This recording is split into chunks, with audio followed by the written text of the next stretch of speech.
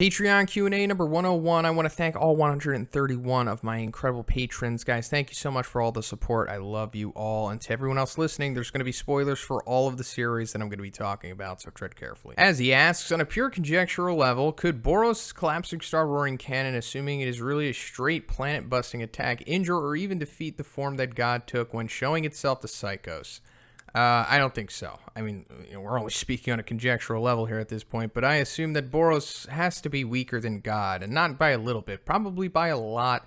And of course, I always hype up Boros. This doesn't mean that he's weak by any means. It's just that God is so unbelievably overpowered that even somebody like him is probably not going to be able to defeat him, even using all of their energy, their final trump card ultimate attack, such as the collapsed star roaring cannon. Even like in his Earth form, I mean, we can only speculate what it is. Like I've said in my reviews many times, that it's probably what his true form is, or something like that. He could be something like Ego, the Living Planet from Marvel, or what we saw of Psychos when she was like talking to Tatsumaki, like, in theory, I could become the whole planet by like using Orochi's meat roots to like infect everything. That's probably what God did to some degree. So, does that mean that his physical Earth form, is that durable enough to stop the collapsing star roaring cannon? Like on a tangible level? I don't know. I mean, maybe, but I assume that like he could probably produce some kind of force field or shield or something, probably, because that is in the Esper arsenal, and it seems like God definitely has access to Esper abilities, considering that like whenever they go into the third eye ability, the future sight stuff that Shibawa and Psychos did, they interact with God to some degree, and also God, interacting with Homeless Emperor in that spatial place that we saw Phoenix Man go to with Child Emperor. He's probably got to have some kind of abilities like that. So no, I don't think Boros, even with the collapsed star roaring cannon, could defeat God, regardless of what form he's in. Free-Tshirts asks, so if Orochi confused with other people like he did with Psycho, so let's say hypothetically Boros got his hands on Orochi and attempted to merge with him, what's the final result looking like? Have a good week, dude. So I guess Orochi would like just can like take Boros and use him as like a power source or something. I mean, a lot of the thing that's going on with Orochi was assisted by God, but if it was just straight up Orochi using like his meat stuff to take Boros, he would be in control pretty much. So he would be an Orochi, a Boros powered Orochi, if you will. And that would be insane because Orochi is already super powerful, as we saw, but giving him like the crazy, insane planet busting power of Boros, we're looking at a full-blown disaster level God threat quite easily. Beowolf asks, have you ever watched Demon Slayer? I just got finished watching the first season and I think it was awesome, plus freaking hilarious too. So I haven't. I've only seen like the first episode, and then I saw some clips after that whenever it was like trending on Twitter or whatever, and it's great. I really was impressed by Demon Slayer. I mean, it's it's shot to the top of the top 3, even surpassing One Piece in sales and stuff for a little bit for a reason. It's pretty great. But my interest really left when I found out that it was ending, and then it did in fact end, which I think is prematurely. Even though I don't know what's going on in the series, I think it only had, a little over 200 chapters, which I think is criminally short for a battle manga, especially one that's really successful.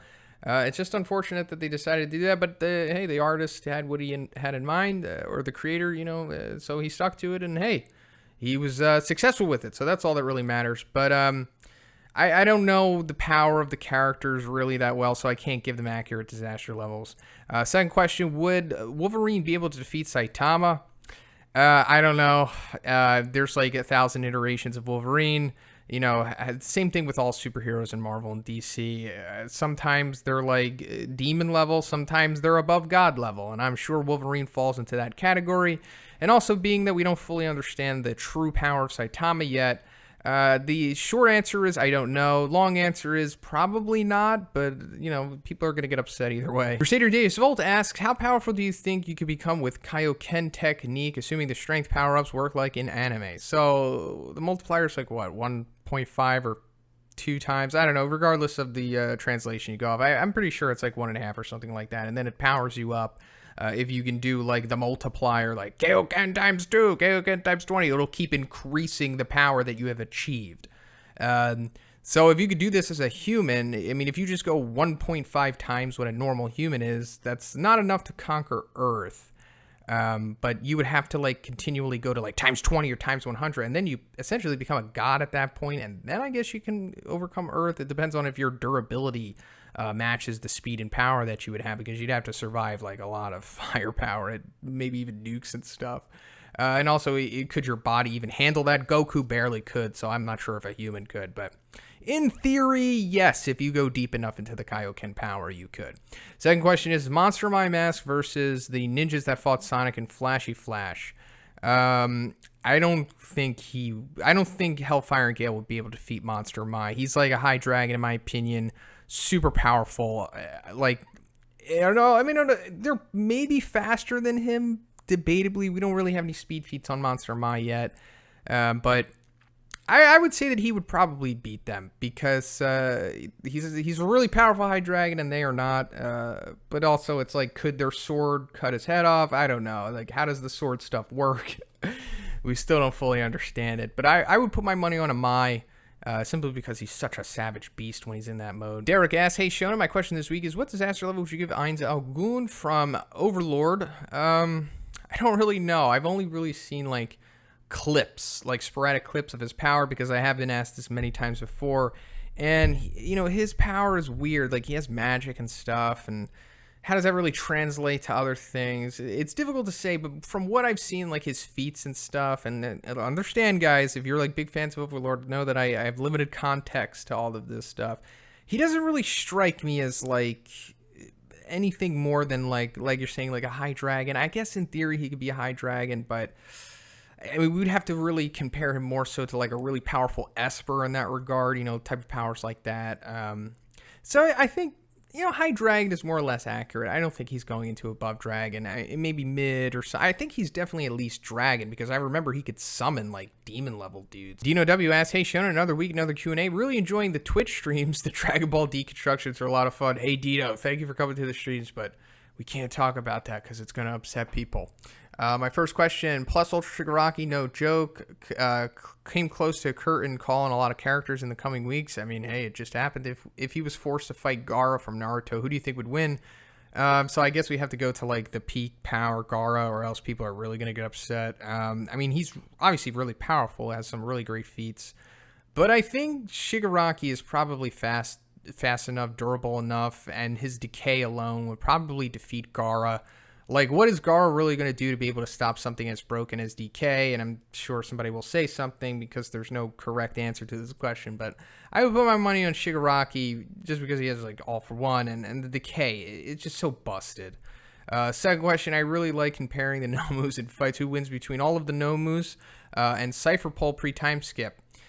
You wouldn't even need all of the Nomus. I think the USJ Nomu could solo all of CP9 pre-time skip. I mean, of course, they're powerful, don't get me wrong, guys, but they are not on the level of just the USJ Nomu, let alone the high-end Nomus. It would be a squash match. FallingFireX asks, I don't know if this has been asked before, then again, you have so many Q&As, I don't really remember. If Monsterification existed in My Hero, who out of Class 1A would be the most likely to become a monster? So yes, I do remember you FallingFireX. I have used your art before. That's mainly because, like, at that time, you were one of the very few people who actually had, like, you know, deep cut, One Punch manga and webcomic characters art. So thank you. So I would say probably Bakugo, and that's because he's like the most obsessed in Class 1A. Like, his big obsession is, I gotta be the strongest, I gotta be the best. And also his temperament is, you know, he's kind of psychotic and he's really mean. I mean, obviously he's far from evil. He has a lot of morality to him, of course.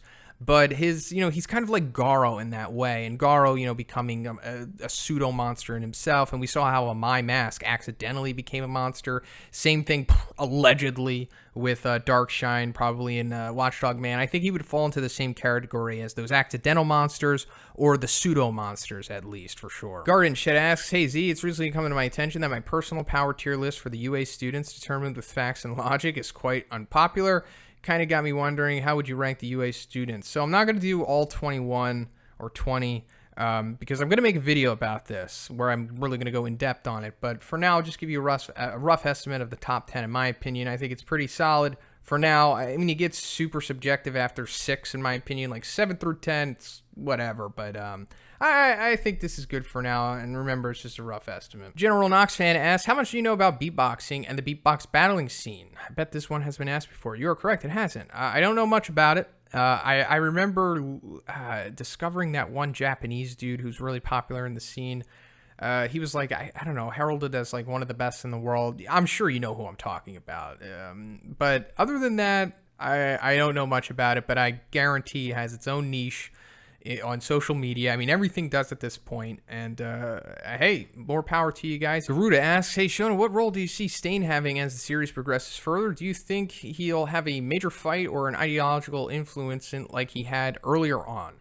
I mean, Stain, he is ubiquitous within ideological influence in the series right now. Like the small time that he had still has major echoes on the ramifications of the series currently and in the future, in my opinion, too. So I made a video about my theory that's, all right, this is like if the series is going to continue. If we are not currently in the final arc of My Hero, which of course I hope we are not, if it continues into like second half of the series, time skip or something, I think Dabi is going to break Stain out of Tartarus. And then Stain will, be out there in the ether, will be doing whatever else. And then it's difficult to say like how integral he will be after that point. I mean, he's not going to join Shigaraki, at least in my opinion. He's not, considering how his relationship with Shigaraki, or maybe he'll see Shigaraki differently. Like if Shigaraki does in fact win this initial war between the heroes and villains, maybe he'll see him as like a new All Might or something, possibly, and then he becomes one of his disciples, possibly. I mean, it's hard to say right now, but I do think that Stain will have a future in the series for sure. And regardless, he will definitely have an ideological influence on the characters to some degree. Goliath Xanatos asks, in the power level reading goggles that Child Emperor made, and one of the special, Saitama's strength literally broke the goggles and caused errors. Does this mean that his strength is akin to Dragon Balls, where the scouters malfunction and break when reading his high concentrations of ki, which overstresses the processors? Does this mean that Saitama is similar, or was that just a reference? Yeah, I mean, I literally talk about this in my video that I made on this subject, Child Emperor's power level reader. Yeah, I think that this is definitely an homage to the whole, iconic Dragon Ball Scouter breaking thing, to a lesser degree, to a more controlled Murata 1-esque degree for sure. And, it's like we knew that the power capped out at 10,000, and Saitama probably in the millions, I assume. So yeah, definitely overloaded that stuff. Similar how to the ki overloaded the alien software in Dragon Ball World. Second question, what would happen if Saitama were to fight a dark version of himself who has a purpose in life and a desire, as opposed to Saitama who's aimless? Would having a goal and desire coupled with seemingly immeasurable strength triumph over Saitama's aloofness and apathy? Got me thinking the other day. I wanted to pose this question to you. So Saitama definitely does have a goal in his life, and he is the protector of Earth. I mean, he says this in his dream. It's put out straight up there. That is what Saitama, that's what he does. He's just protecting Earth, pretty much, saving people to various degrees. And that is always going to trump, an evil villain's goals, whatever they're hedonistic, self-centered, whatever they're doing. According to manga, anime, and just fiction logic in general, the selflessness, the good, what is seen as being good usually trumps that. And I do think Saitama, regardless, would defeat a dark version of himself, unless the dark version is extremely skilled, has like a skill set similar to Garo or something. Then Saitama would probably lose to somebody with equal power to himself, regardless of like shonen overcoming power-up stuff. Joe D asks, Ola Z, question 1, how are you holding up during quarantine? I know we all wish you well. It sucks. I'm grateful enough to be able to live the life that I do during this. I know that not everybody has that luxury, and I'm pulling for you guys. We're gonna get through it eventually, hopefully. But it sucks, man. It really cuts into my social life. There's a lot of things that I took for granted before that, just like everybody else. And I'm kind of just dealing with the best that we can. Things are opening up, kind of. Like, we have outdoor restaurants now, which is kind of nice. But, yeah, it just sucks. Can you recommend any good anime video games? Specifically, I have a Nintendo Switch, thanks. So the best anime game, I guess, is Persona 5. I'm pretty sure that's on the Switch. So check out Persona 5 if you haven't already played that. But aside from that, I mean, there's like so many lackluster anime games out there. Me personally, I've been enjoying Pirate Warriors 4 for One Piece.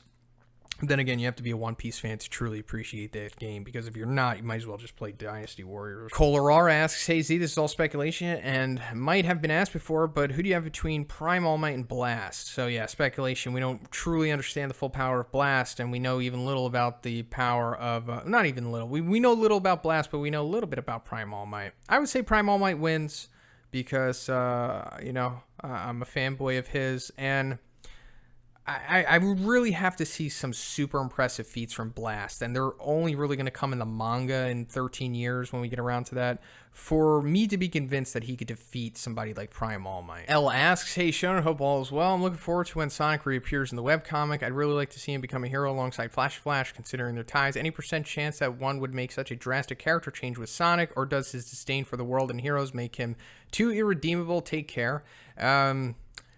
I mean, it would be cool, of course, if Sonic joined the Hero Association, and he does definitely lean more towards, like a kind of what you would consider a morally just dude, rather than, like, complete psychopath, especially more, recently. Like, that's definitely the way that one is taking this character, in my opinion. I mean, he wants him to be redeemed. He doesn't want him to be a completely full-blown villain. But for him to join the Hero Association, a lot would need to happen. There would be a lot of incentives. I mean, he did show up to the end of the world meeting with Sitch, after all, so maybe it could happen. Maybe Flash convinces him possibly to do it. I would be on board with it, of course, but then we have to remember that he has beef with Blast, and Blast is a part of the Hero Association. So unless Blast does something, or maybe he joins the Neo Heroes to spite Blast or something like that, I'm unsure if he will. Legandaryus asks, hey Shonen, will we have an arc in My Hero where we only focus on the side characters? I know One Punch Man does that with the side characters, so we already kind of had that, actually, with the My Villain Academia. I mean, they completely focused on all of the villains, which are technically side characters aside from Shigaraki. So could that happen again? Sure. It would be cool if they did, because obviously there's like 16, 15, 14 students in class 1A that need some serious development to them.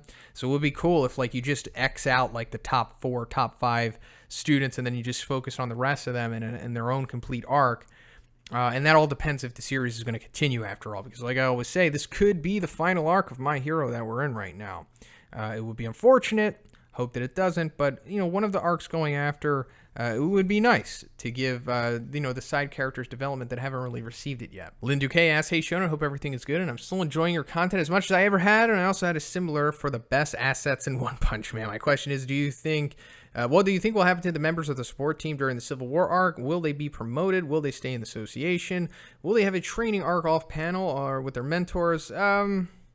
Man, it's super hard to say because they're not in the webcomic, so this is going to be all manga expansion stuff, and we don't even fully know what's happening with them after this point. I mean, I know that they were saved and everything, but that really means little to nothing now, because, how big the the battlefield is at this point. They're probably going to make it out of there for sure. And then maybe they'll get promoted directly after the Monster Association arc wraps up. Once we go into that whole, the rubble and the apartments inside of the Hero Association, all that stuff. So as for them becoming S-Class, hard to say. Maybe Gearspur can, because he's shown some S-Class feats. But aside from that, I'm thinking we're looking at them going to, like, A-Class or something like that. And then it's possible that one of them might prove that they're S-Class level. I mean, also considering that the S-Class is down a few members. So, it's possible. I'll say that it's definitely possible, considering that they already planted the seed. I think in, like, Chapter 93, when they were, like, talking about Mizuki, Needlestar, Gearspur, they're probably the ones that are going to be focused on the most. Natedawg, what's up, man? Streams have been hella lit. Hey, thank you, Natedawg. Do you think any demon level monster can beat a dragon level monster? It's hard for that to happen. It's difficult, I should say. But I do think we have seen an instance of a demon defeating a dragon, and that is when Garo defeated Metal Bat. I do think Metal Bat at that point for sure was a dragon level, and Garo was definitely a demon. And it's like you need a severe discrepancy in like skill, and you need a really good stylistic matchup like that for a demon to be able to defeat a dragon. Obamanewjordans asks, hello, Sean. Saw one of your streams the other day, and I have to say you are a beast at Doom. You are too kind, Obama. We all know I suck. My question is, how many brave giants with no usage time limit would it take to defeat Orochi? Like hundreds, maybe. Maybe thousands. I don't know. I just assume that Orochi would just pick them off quite easily with his blasts. You know, his beams are so incredibly powerful that I doubt Brave Giant can survive those, at least from what we've seen. I mean, if Phoenix Man's heat up Talon Claws things can melt him, I'm sure Orochi would destroy him, so you would need a lot. Peter Griffin 149 asks, Almighty Z, how are you doing, my friend? Do you see any major arcs other than the Neo Heroes Civil War organization and the final arc happening before the end of the series? Have a great week. I guess the organization is going to tie into the whole Mad Cyborg plotline as well, but aside from that, I don't know.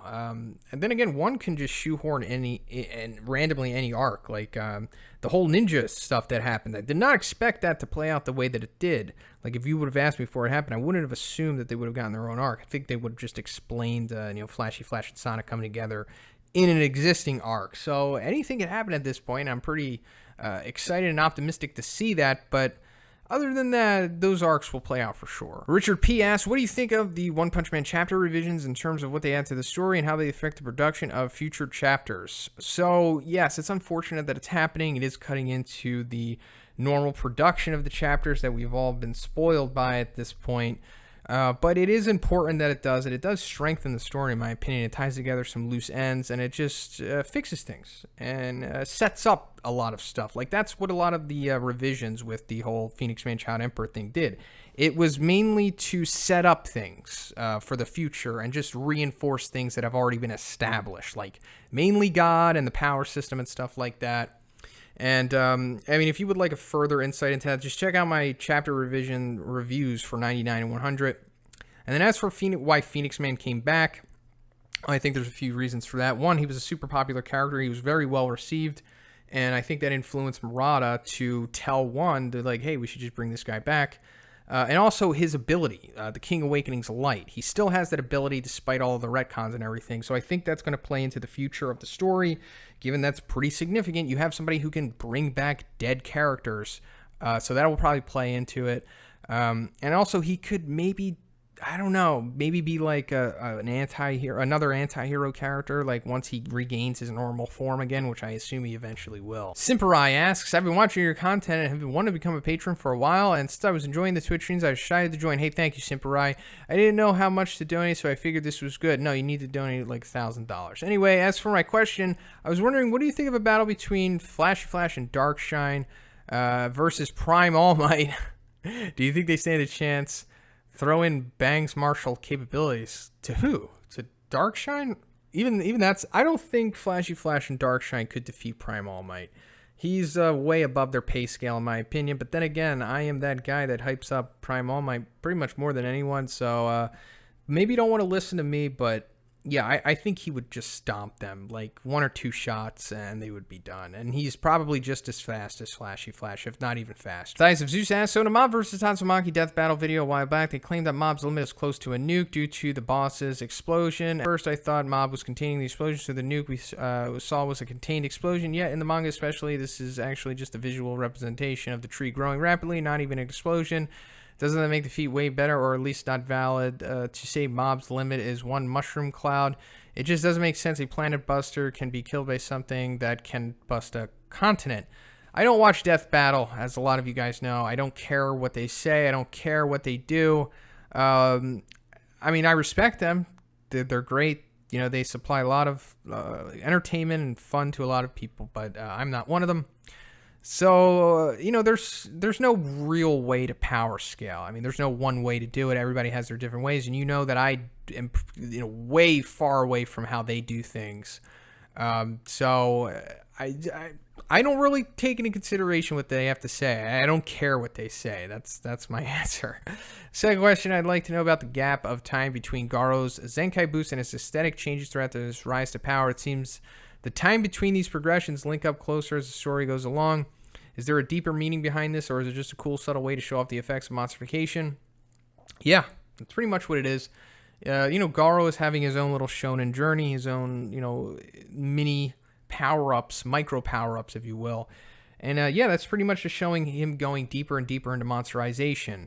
It started with his eye becoming red. And then after that, with the whole the Zenkai death thing from Royal Ripper and Bug God, you know, he had the clothes adhere to him, and then after that, both of his eyes got red, and then his hair started changing, and then now we see like the clothes are like starting to like take over his body, which will of course eventually lead to Awakened Garo. But yeah, I mean, that's pretty, you nailed it. It's just showing the effects, and you know, it signifies that he has become more powerful. Water Bottle asks, hey Shona, my question this week is in regards to Disaster Level God. What protocol do you think the Hero Association has in regard to Disaster Level God? I know that Demon is 10A class, 1 S class, and Dragon, I believe, is multiple S class. No, Dragon has they never denoted any kind of thing for Dragon. It only went as high as Demon. So what would the Hero Association dispatch to deal with a God level threat? I always assumed that, like, if it did have a metric, you know, the way that we saw with Demon and Tiger and stuff, it would just say all heroes.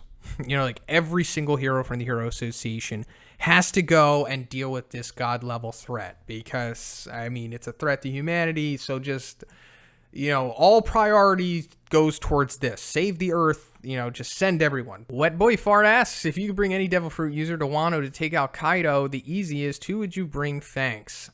I guess it would have to be Aki Inu, honestly. I mean, he's proven against a Yonko at this point, and he has one of the best fruits in the verse, and he's just an absolute beast. I would love to see post-time skip Aki Inu go against Kaido. That would be a fantastic matchup. But honestly, you really want to take a look at people who don't have fruit to take down Kaido, considering allegedly he has eaten a fruit.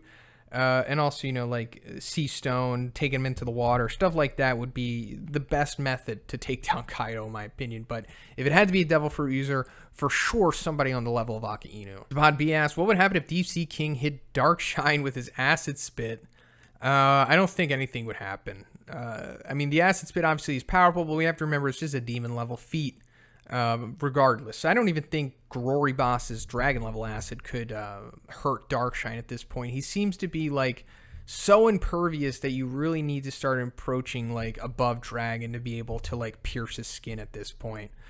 Could Zombie Man survive being eaten by Elder Centipede? I mean, I don't see why not. I mean, if he's going to be ingested by the acid, that might take him down, because I don't know if he's going to be able to regenerate fast enough to keep up with the acid. And also, you know, he exhausts his ability, as we saw against Homeless Emperor. So unless he can immediately get out of the stomach from digesting him, he's probably will die. Like, he can't just chill in there and then he's good, regardless of what the VGS will tell you. That's pretty much it for the video today, guys. Once again, I want to thank all 131 of my incredible patrons, guys. Thank you so much again. And if you would like to be in next week's Q&A, just simply check out the $5 tier on the Patreon. That will give you access to this video. And to everyone else, please subscribe if you haven't already. Have a great day, and I'll see you in the next one.